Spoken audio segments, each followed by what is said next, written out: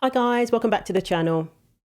So the tragic news came in last night that there was a plane crash at the Reagan Airport in Washington, DC. All we had was footage of the actual collision, the explosion that took place at the airport, and there wasn't much information other than that. And we're still awaiting more information, especially everyone's biggest question, which is, how did this happen? How was this allowed to happen? So a military helicopter is believed to have collided with a plane. What I know so far is that the people on the plane included figure skaters, teams of figure skaters, and the information is still coming in. But unfortunately, they have said that it's turned from a rescue operation to a recovery operation. Listening right now to WTTG, we're now taking over to show you this. This is video from the Kennedy Center camera, and you see that explosion right there. That is the moment when this small plane apparently crashed into a helicopter.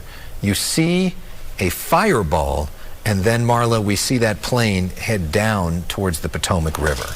Right now, you are most likely aware of the awful mid-air collision involving an American Airlines passenger jet and a military helicopter. Well, this morning we have learned that some of the people on board that plane were U.S. figure skaters, their coaches, and family members. They were returning from a development camp that followed the U.S. Figure Skating Championships in Wichita, Kansas.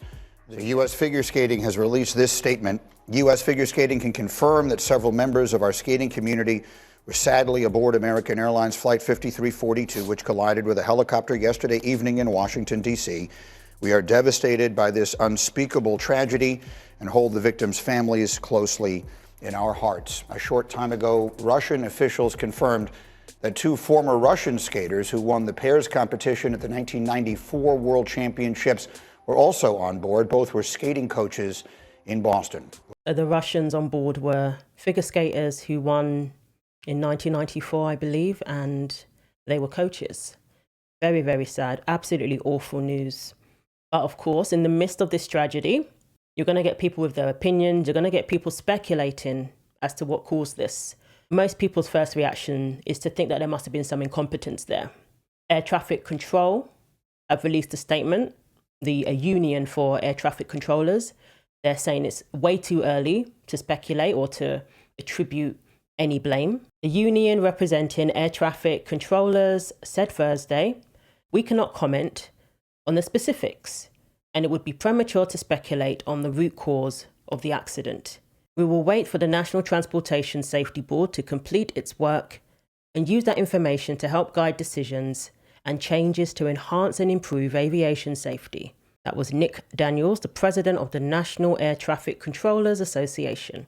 Americans, highly trained and skilled air traffic controllers, do amazing work every day, keeping the nation's passengers and cargo moving safely and effectively to their destinations. We serve quietly, but events like this remind us of the weight we bear. This job is more than a profession. It's a responsibility we hold deeply. And when tragedy strikes, it stays with us. That is a job that is not for the faint of heart. The retirement age for air traffic controllers is 56 because they want to make sure that there is not even a hint or a possibility that an air traffic controller could have any sort of mental decline. You could be president with mental decline though, apparently, but certainly not an air traffic controller. So anybody who is over the age of 35, you can't apply to be an air traffic controller because you have to work for the 21 years so you can receive the retirement. So the standards are very, very high, obviously, as you would expect. But when the news first broke, I immediately started seeing comments of people throwing around the term DEI. I do think sometimes people are a bit quick. However, what recently happened with the LA fires really shone a light on the devastation that can be caused when we prioritize DEI. It tells us what happens when we prioritize who's LGBT, who's black, who's this, who's male or female, rather than privatizing who is the most competent, who can lift people out of a burning building. I think that's pretty important when you're a firefighter. Much more important than whether you look like them You want to see somebody that responds to your house, your emergency, whether it's a medical call or a fire call, that looks like you. It gives that person a little bit more ease, knowing that somebody might understand their situation better. Is she strong enough to do this? Or you couldn't carry my husband out of a fire, which my response is, he got himself in the wrong place if I have to carry him out of a fire. Most people don't care what the firefighter looks like. So as much as people, on The View or wherever, who like to minimize DEI and say that conservatives are overreacting and what's wrong with diversity, are you a bigot because you're against diversity, as much as they like to downplay the impact DEI has had, it is something that needs to be addressed. Just purely for peace of mind, if you ask me. And one of the most important areas where it needs to be addressed is the aviation industry. I cannot tell you how unsettling it is to hear the FAA talk about privatizing DEI. That is very unsettling to me. We hear about things like Boeing and their initiatives. That doesn't instill confidence. Because I don't care. I want the pilot to be good. Everybody does. And now President Trump is under fire because he has mentioned DEI in relation to recent events. And of course, people are saying it's too soon. It's too soon. What are you doing? Be quiet. Here he goes again. Bigotry and, attributing blame when we don't even know all the facts. And that's how it's going to be reported. Maybe we should wait to know all the facts. But the fact is, the FAA have made announcements in recent years saying that they're going to privatize DEI. That needs to be addressed because that should not be a priority for the FAA, in my opinion. Keeping planes in the air where they can take off and land safely and everyone comes home should be the priority. So obviously at the press conference, in the aftermath of everything that has happened, Trump had this to say. And I do want to point out that various articles that appeared prior to my entering office, and here's one. The FAA's diversity push includes focus on hiring people with severe intellectual and psychiatric disabilities. That is amazing. And then it says FAA says people with severe disabilities are most underrepresented segment of the workforce, and they want them in, and they can be air traffic controllers. I don't think so. This was in January 14th, so that was a week before I entered office. They put a big push to put diversity into the FAA's program. Then another article, the Federal Aviation Administration, this was before I got to office, recently, second term. The FAA is actively recruiting workers who suffer severe intellectual disabilities, psychiatric problems, and other mental and physical conditions under a diversity and inclusion hiring initiative spelled out on the agency's website. Can you imagine? Now, I remember covering that story. That was one of the early stories I covered on this channel, and I couldn't believe it. But people's response was, well, they're talking about making sure that there's a job for everybody. It doesn't have to be air traffic control. Do you really think they're going to put people with intellectual disabilities in air traffic control? Use your head. So it was kind of dismissed as maybe they're just talking about hiring more people in baggage, people who deal with our luggage and that kind of thing. Doesn't mean it's going to be the most, risky jobs. But to me, it was very unsettling that this was even a thing. Why? Put out a job, let people apply. You vet people, you decide who's the best for this position. That's it. Money is put into all of those initiatives, which I believe is a waste of money. And that is money that could go elsewhere. That could go to training. Why are you using it to recruit people who you want to tick a box when those resources could go to training to improve standards? That's where resources and budget should be directed towards. Now, this could have absolutely nothing to do with DEI. It does seem like an error must have occurred somewhere, though, for this to have happened. We shall see. So, of course, people criticize Trump for even bringing this up. Now that diversity had something to do with this crash? Because I have common sense, okay? And unfortunately, a lot of people don't. We want brilliant people doing this. This is a major chess game at the highest level. When you have 60 planes coming in during a short period of time, and they're all coming in different directions. And you're dealing with very high-level computer work and very complex computers. And one of the other things I will tell you is that the systems that were built, I was going to rebuild the entire system, and then we had an election that didn't turn out the way it should have. But they didn't build the systems properly. They spent a lot of money renovating a system, spending much more money than they would have spent if they bought a new system for air traffic controllers, meaning the computerized systems. There are certain companies that do a very good job. They didn't use those companies. They used companies that should not have been doing it. No, I think it's very important to understand that for some jobs, and not only this, but air traffic controllers, they have to be at the highest level of genius. They're going to call him insensitive. They're going to say that he's clearly he's going to be accused of getting ahead of himself. And it's not so much about him definitively saying what has caused this accident to have occurred in the first place. It's him saying that this has made me look into everything when it comes to the FAA and their priorities. So regardless of what comes out about this accident, this is something that still needs to be looked into. And I'm glad he's looking into it, because it does bring peace of mind when you know that the FAA's priority is safety before anything else, and that their priorities are conducive to that, rather than ticking boxes and getting a pat on the back for being more diverse. Mr. President, on DEI and the claims that you've made, are you saying this crash was somehow caused and the result of diversity hiring? And what evidence have you seen to support these claims? It just could have been. We have a high standard. We've had a much higher standard than anybody else. And there are things where you have to go by brain power, you have to go by psychological quality.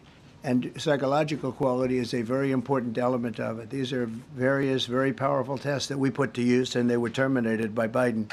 And Biden went by a standard that's the exact opposite. So we don't know, but we do know that you had two planes at the same level. You had a helicopter and a plane. That shouldn't have happened. And we'll see. We're going to look into that, and we're going to see. But certainly for an air traffic controller, we want the brightest, the smartest, the sharpest. We want somebody that's psychologically superior, and that's what we're going to have. Yeah. And here's Trump having an exchange with his favorite reporter, Caitlin Collins. We don't even yet know the names of the 67 people who were killed, and you are blaming Democrats and DEI policies and air traffic control and seemingly the member of the U.S. military who was flying that Black Hawk helicopter. Don't you think you're getting ahead of the investigation right now? No, I don't think so at all. I don't think with the names of the people, you mean the names of the people that are on the plane? You think that's going to make a difference? Does it comfort their families? They are a group of people that have lost their lives. If you want a list of the names, we can give you that. We'll be giving that very soon. We're in coordination with American Airlines. We're in coordination very strongly, obviously, with the military. But I think that's not a very smart question. I'm surprised coming from you. Are you blaming So, business as usual when it comes to Trump's exchange with the press. But of course, it's going to be used to paint him out as being heartless, as, pushing his agenda, when they're the ones who clearly have an agenda that does not instill confidence. So Libs of TikTok, she managed to get hold of a current job listing for an air traffic controller. Air traffic controller? So the current job listing for an air traffic controller on the FAA's website is open to people with disabilities, including psychiatric and intellectual delays. Doesn't it make you feel safe knowing your air traffic controller can have an intellectual disability or have a seizure while directing your flight? DEI will get people killed. So she published this screenshot. This is unbelievable.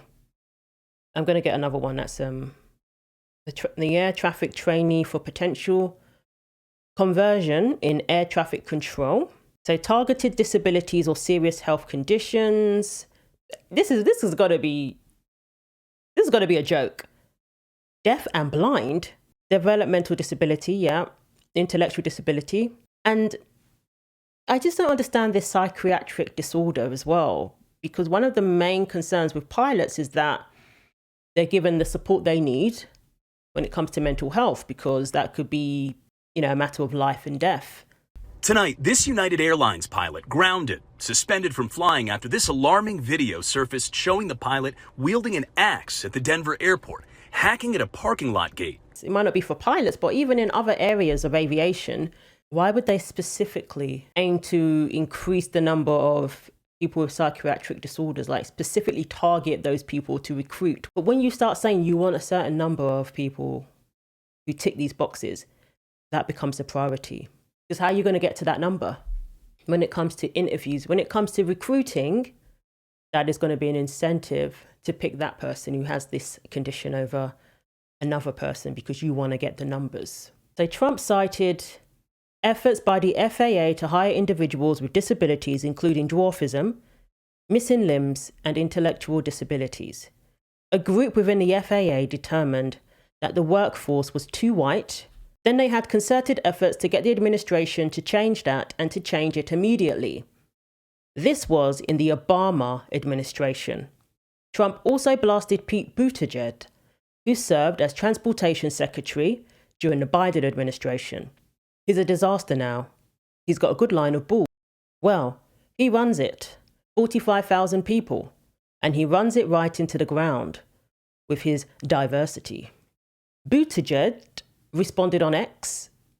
He called Trump's comments despicable. As families grieve, Trump should be leading, not lying.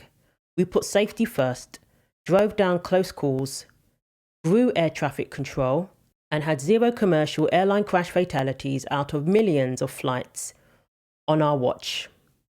Time for the president to show actual leadership and explain what he will do to prevent this from happening again.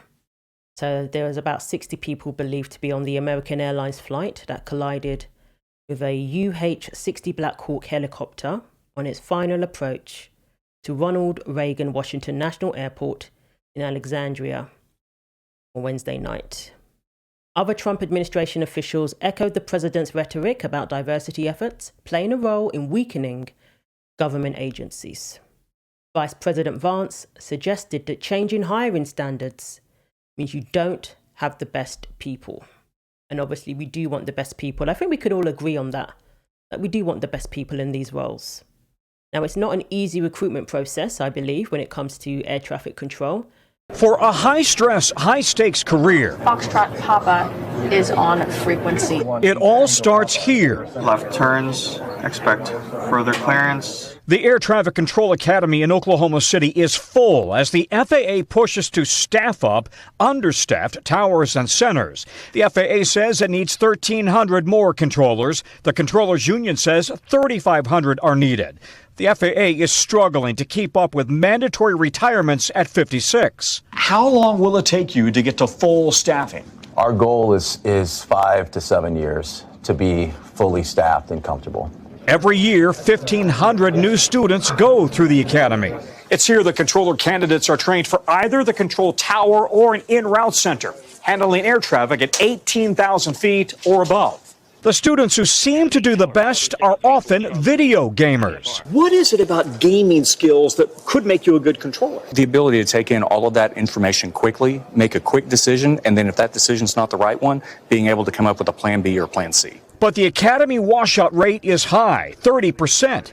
After the academy, up to 3 years of on-the-job training, where another 30% quit, often over stress and long shifts working weekends and holidays. 2019 graduate Janessa Milners now controls Los Angeles airspace. It was one of the most intense things I've done in my life. Just because you're trying so hard to make it through. Falcon 7350 Hotel, go around. The simulations as real as possible. Now's the time to make mistakes, right? Don't be nervous, okay? Just follow through with everything, okay? Wow, so with staffing shortages and, people who drop out, people who quit because the job is that stressful, prioritize getting these numbers up because they obviously need more people. And focus on the people who are the best of the best for the job. I mean, that's how we can prevent tragedies happening in the future. So let me know what you think. Do you think it's too early for Trump to be talking about DEI? Thanks for watching. Like, comment, and subscribe. Take care of yourselves, and God willing, I will see you in the next video.